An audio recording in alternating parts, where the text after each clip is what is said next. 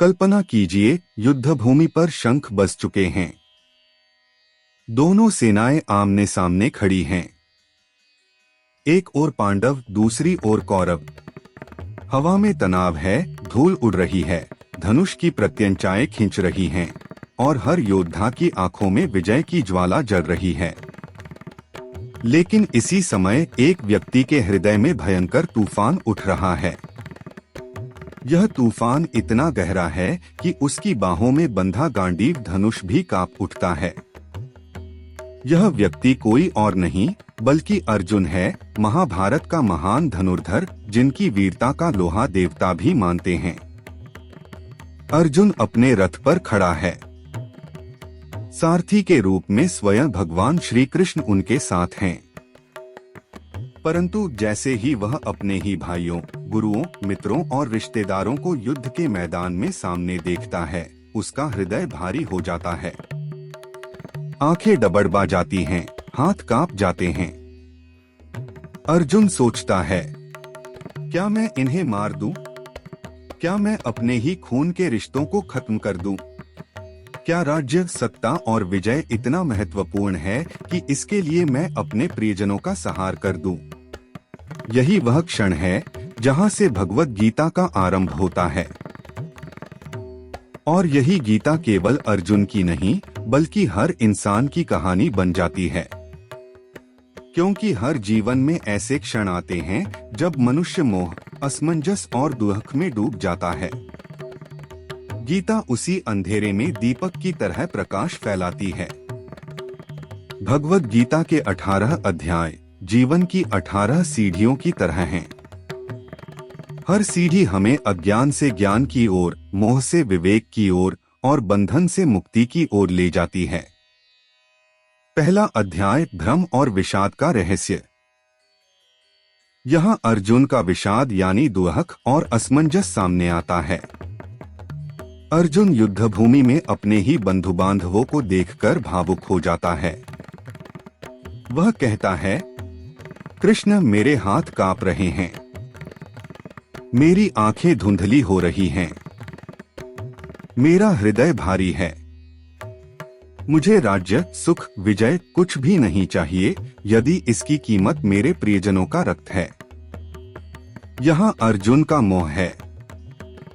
और यह मोह केवल अर्जुन का नहीं बल्कि हर इंसान का है। जब जीवन में कठिन निर्णय आते हैं तो हम भी कांप जाते हैं। जब कर्तव्य और भावनाएं आमने सामने खड़ी हो जाती हैं तो मनुष्य का विवेक डगमगा जाता है। कृष्ण अर्जुन को चुपचाप सुनते हैं, क्योंकि कभी कभी उत्तर देने से पहले शिष्य का मन खाली होना जरूरी होता है। अर्जुन धीरे धीरे युद्ध छोड़ने का निर्णय ले लेता है। वह कहता है, हे कृष्ण, मैं युद्ध नहीं करूंगा। यही पहला अध्याय हमें सिखाता है कि जीवन में सबसे बड़ी बाधा बाहरी शत्रु नहीं बल्कि आंतरिक भ्रम है। जब तक मनुष्य अपने भीतर के मोह और विषाद से नहीं जूझता, तब तक वह सत्य के मार्ग पर आगे नहीं बढ़ सकता। दूसरा अध्याय आत्मा का रहस्य और कर्म का संदेश। यहीं से गीता का वास्तविक उपदेश शुरू होता है। दूसरा अध्याय गीता का हृदय कहा जाता है। कृष्ण अर्जुन से कहते हैं, हे पार्थ, तू क्यों रोता है? यह शरीर नश्वर है पर आत्मा शाश्वत है। आत्मा न जन्म लेती है न मरती है। जैसे मनुष्य पुराने वस्त्र छोड़कर नए वस्त्र धारण करता है, वैसे ही आत्मा एक शरीर छोड़कर नया शरीर लेती है। यह सत्य सुनकर अर्जुन धीरे धीरे शांति पाने लगता है।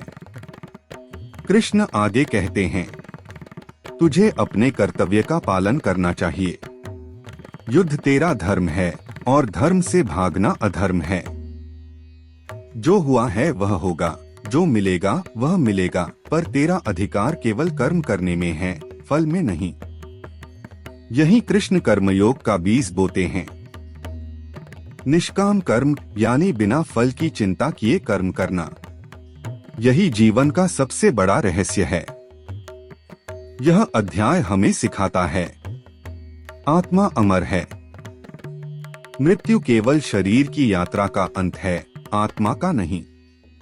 फल की चिंता छोड़कर कर्तव्य का पालन करना ही सच्चा धर्म है। कृष्ण यह भी कहते हैं, जब तेरा मन सुख दुख, लाभ हानि, जय पराजय में सम रहेगा, तभी तू योगी कहलाएगा। यानी जीवन में संतुलन ही सबसे बड़ी साधना है। तीसरा अध्याय, निष्काम कर्म का रहस्य। अब अर्जुन को अगली सीढ़ी पर ले जाते हुए कृष्ण तीसरे अध्याय का रहस्य खोलते हैं। यह अध्याय है कर्म योग। कृष्ण कहते हैं, हे अर्जुन, इस संसार में कोई भी व्यक्ति क्षण भर भी बिना कर्म किए नहीं रह सकता। हर प्राणी प्रकृति के गुणों से प्रेरित होकर कुछ न कुछ करता ही है। कृष्ण यहाँ एक गहरा संदेश देते हैं, कर्म से भागना संभव नहीं। जो कहता है कि मैं संन्यास ले लूंगा और कर्म त्याग दूंगा, वह भी शरीर से जुड़े छोटे छोटे कर्म करता ही है। इसलिए कर्म का त्याग नहीं, बल्कि सही ढंग से कर्म करना ही मार्ग है। लेकिन कैसे? कृष्ण उत्तर देते हैं, निष्काम भाव से कर्म करो। कर्म करते समय फल की इच्छा मत रखो। जब तू अपने कर्म को ईश्वर को अर्पित कर देगा, तभी तू मुक्त हो जाएगा। यानी कर्म करना है, पर उसमें अहंकार और स्वार्थ नहीं होना चाहिए। जैसे सूरज रोशनी देता है, नदी जल बहाती है, पेड़ फल देते हैं, वे सब अपना कर्म करते हैं बिना किसी अपेक्षा के। वैसे ही मनुष्य को भी कर्म करना चाहिए। कृष्ण यहाँ एक और गहरी बात कहते हैं, जो महान पुरुष कर्म करते हैं, वही सामान्य लोग उनका अनुसरण करते हैं। इसलिए अर्जुन, तेरा धर्म है कि तू युद्ध कर, ताकि संसार तेरे आदर्श से प्रेरित हो। यह अध्याय हमें सिखाता है कि निष्क्रियता कोई समाधान नहीं है। कर्म से भागना पलायन है। सच्चा योगी वही है जो कर्म करता है, परंतु फल की आसक्ति से मुक्त रहता है। चौथा अध्याय, ज्ञान और कर्म का समन्वय। अर्जुन अब धीरे धीरे अपने भ्रम से बाहर आ रहा है। वह कृष्ण से पूछता है, हे माधव, आपने कहा कि आप समय समय पर धर्म की रक्षा के लिए अवतार लेते हैं, लेकिन आप तो मेरे समकालीन हैं। फिर आप पहले कैसे जन्म ले सकते थे? कृष्ण मुस्कुराते हैं, हे अर्जुन, तू और मैं अनगिनत जन्म ले चुके हैं। फर्क बस इतना है कि तू उन्हें भूल गया और मैं सब जानता हूँ। जब जब धर्म की हानि और अधर्म की वृद्धि होती है, तब तब मैं अवतार लेकर आता हूँ। यह वाक्य गीता के सबसे प्रसिद्ध श्लोकों में से है। यहाँ कृष्ण यह स्पष्ट करते हैं कि ईश्वर समय समय पर जगत को संतुलित करने के लिए अवतार लेता है। इसके बाद कृष्ण ज्ञान का महत्व बताते हैं। वे कहते हैं, ज्ञान से बढ़कर कुछ नहीं है। कर्म करने वाला धीरे धीरे ऊपर उठता है, पर ज्ञानी सीधा ईश्वर तक पहुंच जाता है। लेकिन यहाँ एक संतुलन है, केवल ज्ञान ही नहीं, केवल कर्म ही नहीं, दोनों का मेल जरूरी है। जो ज्ञानी है, वह अपने कर्म को ईश्वर को समर्पित कर देता है। कृष्ण एक और गहरी बात कहते हैं, हे अर्जुन, यदि तू संदेह में है, तो ज्ञान रूपी तलवार से उसे काट, क्योंकि संदेह ही मनुष्य का सबसे बड़ा शत्रु है। यानी जब तक मनुष्य संदेह और भ्रम में है, तब तक वह आगे नहीं बढ़ सकता। ज्ञान और विश्वास ही उसे मुक्ति की ओर ले जाते हैं। पांचवा अध्याय, संन्यास और कर्मयोग का रहस्य।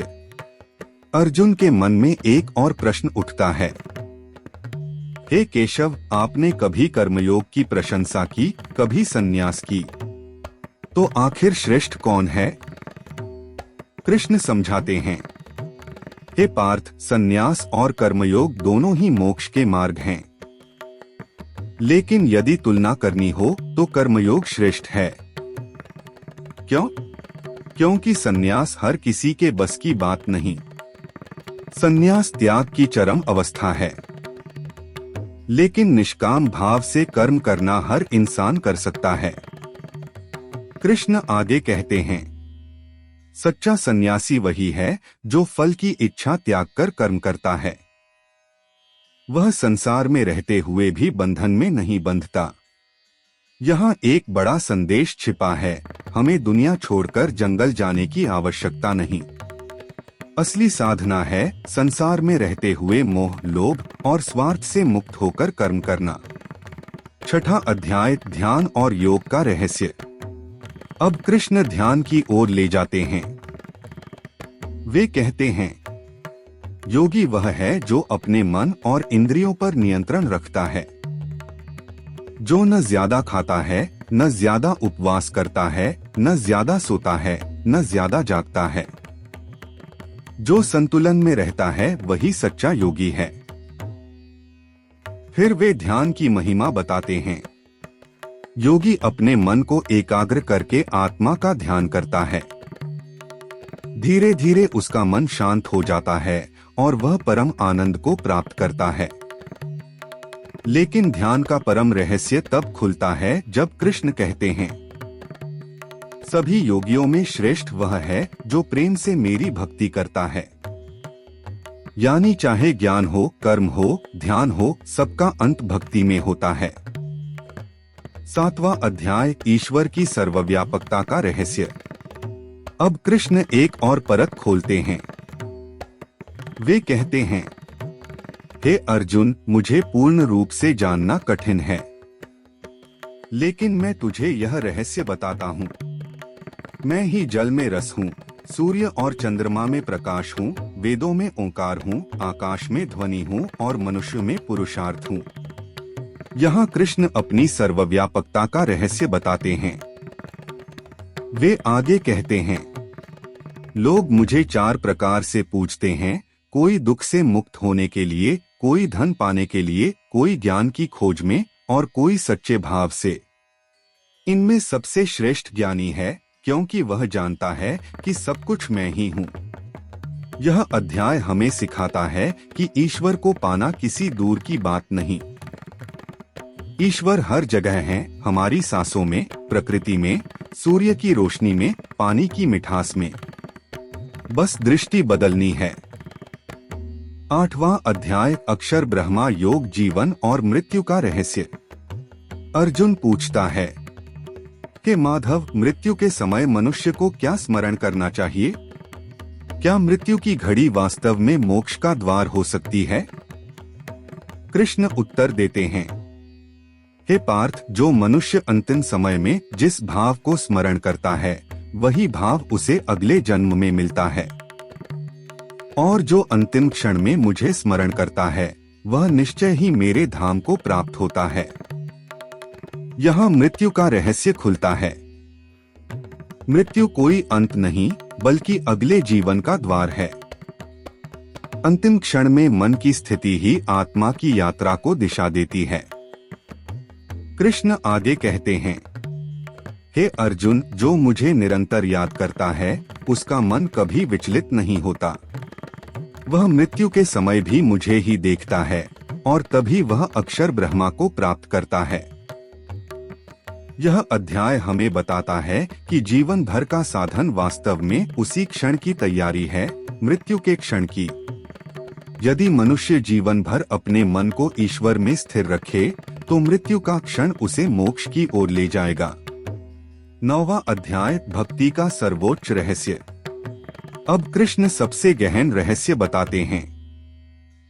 वे कहते हैं, हे अर्जुन, यह ज्ञान सबसे महान है और सबसे गुप्त भी।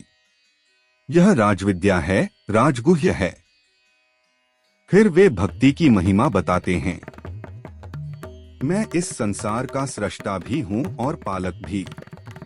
सब मुझ में है, पर मैं सब में नहीं। जो भक्त प्रेम से मेरा स्मरण करता है, मैं उसके साथ हूँ।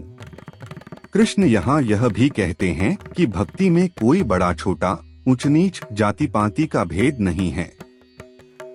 यदि कोई मुझे पत्र, पुष्प, फल या जल भी प्रेम से अर्पित करता है तो मैं उसे स्वीकार करता हूँ। यानी भगवान को किसी भव्य अर्पण की आवश्यकता नहीं, केवल सच्चे प्रेम और श्रद्धा की जरूरत है। यह अध्याय हमें सिखाता है कि ईश्वर तक पहुंचने का सबसे सरल और प्रभावी मार्ग है भक्ति। 10वां अध्याय, ईश्वर की महिमा का रहस्य। अब कृष्ण अपनी विभूतियों का वर्णन करते हैं। अर्जुन के मन में जिज्ञासा है, हे प्रभु, मैं आपको हर जगह कैसे देख सकता हूँ?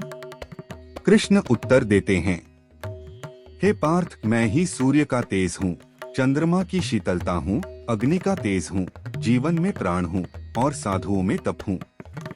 फिर वे कहते हैं, मैं ही गंगा में पवित्रता हूँ, सिंहों में बल हूँ, ऋषियों में व्यास हूँ, युद्ध में भीष्म हूँ। इस संसार में जो भी अद्भुत है, जो भी तेजस्वी है, वह मेरा ही अंश है। यह अध्याय हमें दृष्टि बदलना सिखाता है। जब हम हर चीज में ईश्वर का रूप देखेंगे, तब हमें संसार केवल भौतिक वस्तु नहीं लगेगा, बल्कि ईश्वर का विराट खेल लगेगा। 11वां अध्याय, विराट रूप का रहस्य। अर्जुन अब कृष्ण से एक अद्भुत निवेदन करता है, हे प्रभु, यदि आप कृपा करें तो मुझे अपना वह विराट स्वरूप दिखाइए, जिसे कोई सामान्य मनुष्य नहीं देख सकता। कृष्ण अर्जुन को दिव्य नेत्र प्रदान करते हैं और तभी वह दृश्य प्रकट होता है, जिसे देखकर अर्जुन का मन स्तब्ध हो जाता है। वह देखता है अनगिनत मुख, अनगिनत नेत्र, अनगिनत रूप, सूर्य और अग्नि से भी अधिक तेजस्वी प्रकाश, आकाश और पृथ्वी को ढकने वाला विराट शरीर, देवता, ऋषि, दानव सभी उस रूप में समाहित हैं। अर्जुन भय और विस्मय से कांप उठता है। वह देखता है कि सब योद्धा उस विराट रूप में समा रहे हैं, जैसे पतंगे अग्नि में समाते हैं। वह कह उठता है, हे प्रभु, आप ही आदि हैं, आप ही अंत हैं। मैं आपको बार बार प्रणाम करता हूँ। मेरी सारी भूलों को क्षमा करें। अब मुझे समझ आया कि आप ही समस्त जगत के स्वामी हैं। यह अध्याय हमें बताता है कि ईश्वर केवल स्नेही और सरल स्वरूप में ही नहीं, बल्कि विराट और भयंकर स्वरूप में भी है। वह जन्म और मृत्यु, सृष्टि और संहार सबका मूल है। 12वां अध्याय, सच्चे भक्त का रहस्य। अब अर्जुन पूछता है, हे प्रभु, कुछ लोग निराकार ईश्वर की भक्ति करते हैं और कुछ आपके साकार रूप की। श्रेष्ठ कौन है? कृष्ण उत्तर देते हैं, जो मुझे साकार रूप में प्रेम से भजते हैं, वही मुझे प्रिय हैं। निराकार की साधना कठिन है, साकार रूप की भक्ति सरल और हृदय से जुड़ी होती है। फिर वे सच्चे भक्त का स्वरूप बताते हैं, जो किसी से द्वेष नहीं करता, जो मित्रवत और करुणामय है, जो अहंकार रहित है, जो क्षमाशील है, जो सुख दुख में समान रहता है, जो ईश्वर में अटूट विश्वास रखता है। कृष्ण कहते हैं, ऐसा भक्त मुझे अति प्रिय है। यह अध्याय हमें सिखाता है कि ईश्वर को पाने के लिए किसी कठिन साधना या तर्क की आवश्यकता नहीं, केवल प्रेम, श्रद्धा और संभाव ही भक्ति की पहचान है। 13वां अध्याय, शरीर और आत्मा का रहस्य। अर्जुन पूछते हैं, हे कृष्ण, कृपया मुझे बताइए कि क्षेत्र और क्षेत्रज्ञ क्या हैं? कृष्ण उत्तर देते हैं, हे पार्थ, यह शरीर क्षेत्र है और इसमें वास करने वाली आत्मा क्षेत्रज्ञ है। शरीर जन्म लेता है, बढ़ता है, वृद्ध होता है और नष्ट हो जाता है, परंतु आत्मा शाश्वत है। जैसे कोई व्यक्ति कपड़े बदलता है, वैसे ही आत्मा एक शरीर छोड़कर दूसरा शरीर धारण करती है। कृष्ण आगे बताते हैं कि सच्चा ज्ञानी वही है जो यह जान ले कि आत्मा और शरीर अलग हैं। शरीर केवल एक साधन है, आत्मा उसकी स्वामी है। यही समझ हमें मोह और भय से मुक्त करती है।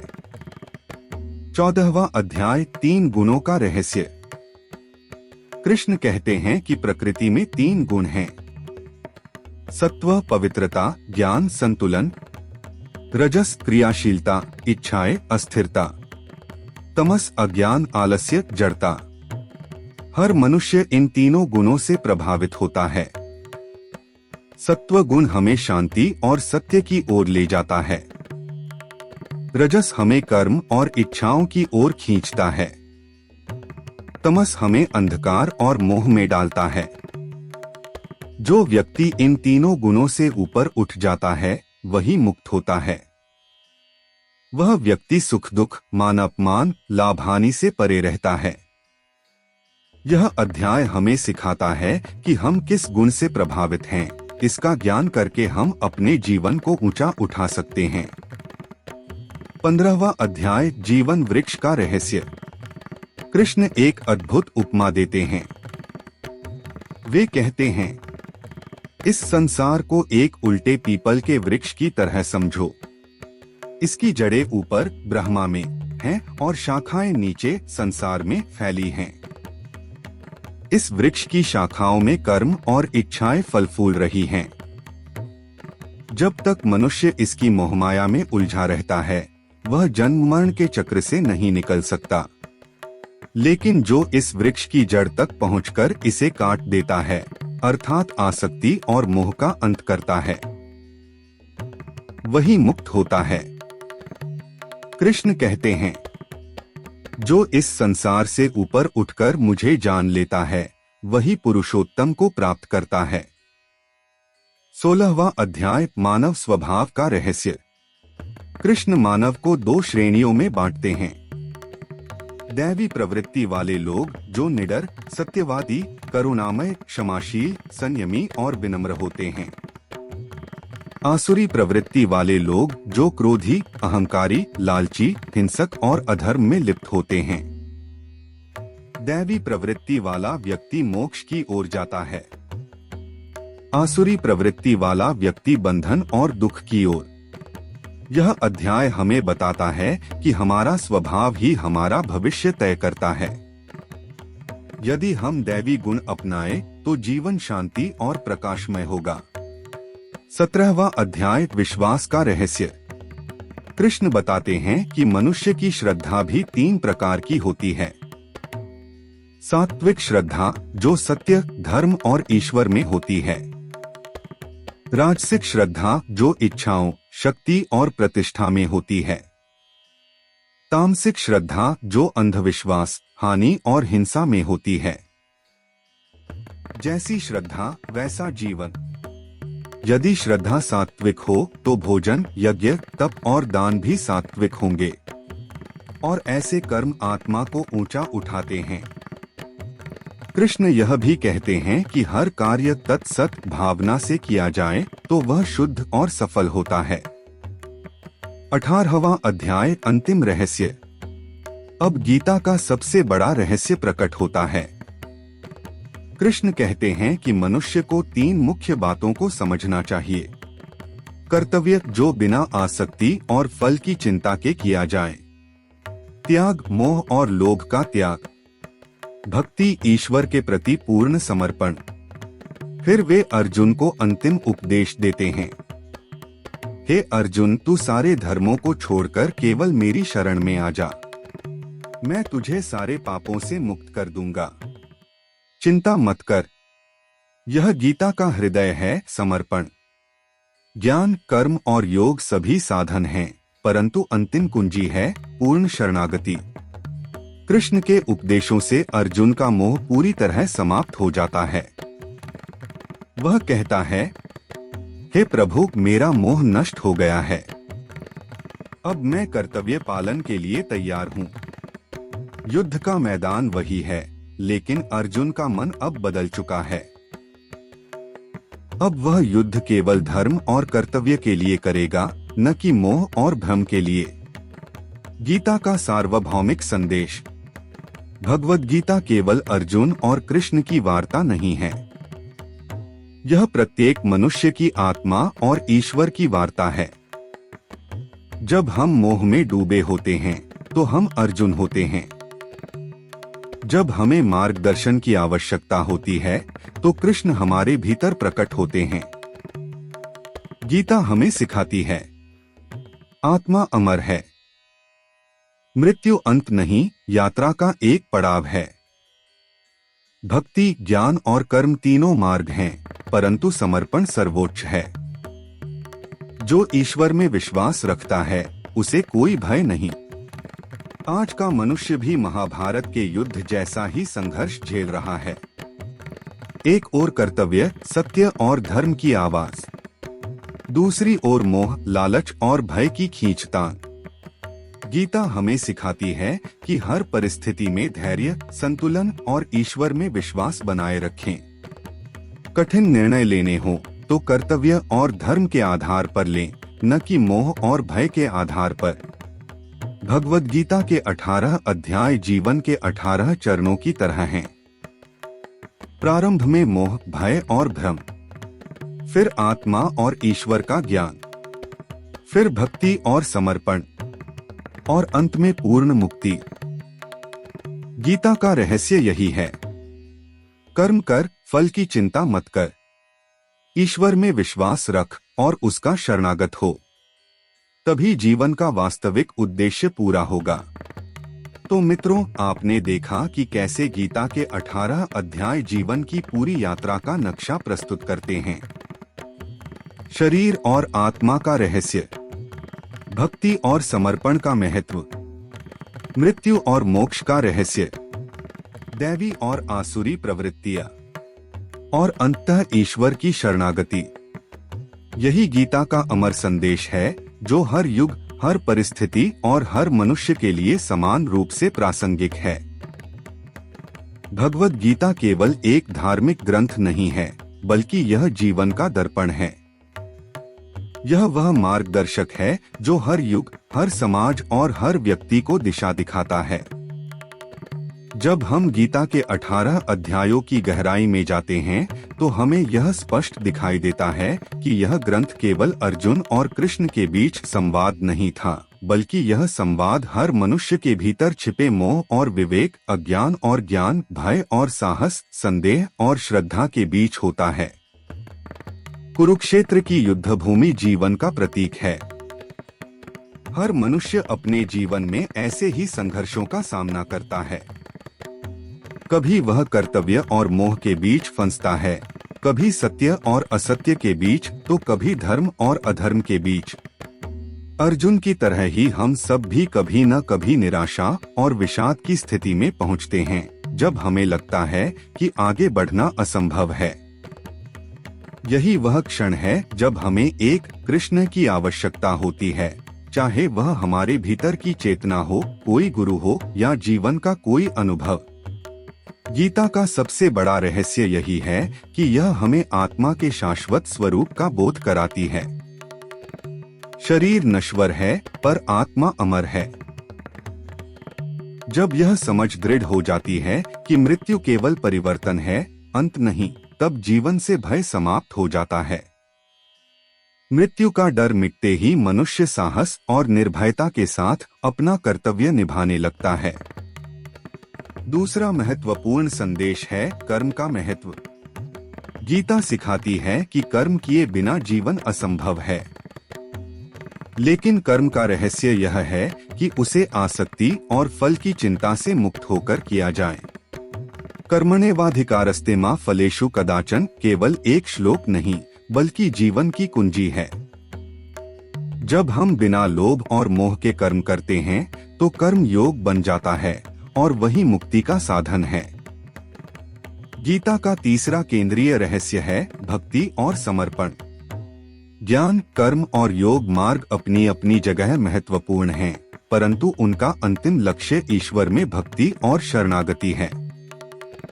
कृष्ण स्वयं कहते हैं, सर्वधर्मान परित्यज्य मामेकं शरणं व्रज। जब मनुष्य अपना अहंकार छोड़कर ईश्वर की शरण में जाता है, तभी वह सच्ची शांति प्राप्त करता है। गीता यह भी सिखाती है कि हर मनुष्य प्रकृति के 3 गुणों सत्व, रजस और तमस से बंधा हुआ है। ये गुण उसके स्वभाव और कर्म निर्धारित करते हैं। लेकिन मनुष्य की वास्तविक क्षमता इन गुणों से ऊपर उठने में है। जो सत्व, रजस और तमस से परे जाकर संभाव में स्थित हो जाता है, वही मुक्त होता है। दैवी और आसुरी प्रवृत्तियों का भेद भी गीता हमें स्पष्ट करती है। दैवी प्रवृत्ति वाला व्यक्ति ईमानदार, करुणामय, क्षमाशील और निडर होता है, जबकि आसुरी प्रवृत्ति वाला व्यक्ति लोभी, क्रोधी और हिंसक होता है। गीता हमें दैवी गुणों को अपनाने और आसुरी प्रवृत्तियों को त्यागने का संदेश देती है। सबसे अद्भुत दृश्य गीता में तब आता है जब अर्जुन कृष्ण का विराट रूप देखते हैं। यह दृश्य केवल दिव्य अनुभव नहीं, बल्कि यह दर्शाता है कि ईश्वर समस्त ब्रह्मांड में व्याप्त है। जब हम हर वस्तु, हर जीव और हर शक्ति में ईश्वर का रूप देखते हैं, तब हमारा दृष्टिकोण बदल जाता है। हम अहंकार छोड़कर नम्रता और करुणा से भर जाते हैं। आज की आधुनिक दुनिया में भी गीता उतनी ही प्रासंगिक है जितनी कुरुक्षेत्र के समय थी। आज का मनुष्य भी मोह, लालच, भय और अस्थिरता से घिरा हुआ है। तकनीक और भौतिक सुख सुविधाएं बढ़ गई हैं, लेकिन मन की शांति घट गई है। गीता हमें यह सिखाती है कि वास्तविक शांति बाहर से नहीं, भीतर से आती है। जब मनुष्य अपने कर्तव्य को पहचानकर निस्वार्थ भाव से कार्य करता है, जब वह ईश्वर पर विश्वास रखता है, तभी उसे आंतरिक संतोष मिलता है। गीता केवल धार्मिक आस्था रखने वालों के लिए नहीं, बल्कि हर विचारशील व्यक्ति के लिए है। यह दर्शन है, यह मनोविज्ञान है, यह विज्ञान है। यह हमें बताती है कि मनुष्य के संघर्ष, उसके भय और उसकी आकांक्षाएं सार्वभौमिक हैं, और उनके समाधान भी सार्वभौमिक हैं। अर्जुन का परिवर्तन इस बात का प्रतीक है कि जब मनुष्य सही मार्गदर्शन पाता है, तो उसका जीवन बदल सकता है। मोह और भय से ग्रस्त अर्जुन अंत में निर्भय योद्धा बन जाते हैं। गीता हमें यही विश्वास देती है कि यदि हम भी जीवन के कुरुक्षेत्र में कृष्ण के उपदेशों को अपनाएं, तो हम हर संघर्ष में विजयी हो सकते हैं। निष्कर्षतः भगवद गीता हमें सिखाती है, जीवन अस्थायी है, पर आत्मा शाश्वत है। मृत्यु अंत नहीं, परिवर्तन है। कर्म करो, लेकिन फल की चिंता मत करो। ज्ञान, योग और भक्ति सभी मार्ग हैं, परंतु अंतिम सत्य समर्पण है। सच्चा सुख केवल ईश्वर की शरण में है। गीता केवल पढ़ने का ग्रंथ नहीं, बल्कि जीने का मार्ग है। यदि हम गीता के उपदेशों को अपने जीवन में उतार लें, तो जीवन के सभी द्वंद्व मिट जाएंगे। तब हम न केवल अपने लिए, बल्कि पूरे समाज के लिए प्रकाश का स्रोत बनेंगे।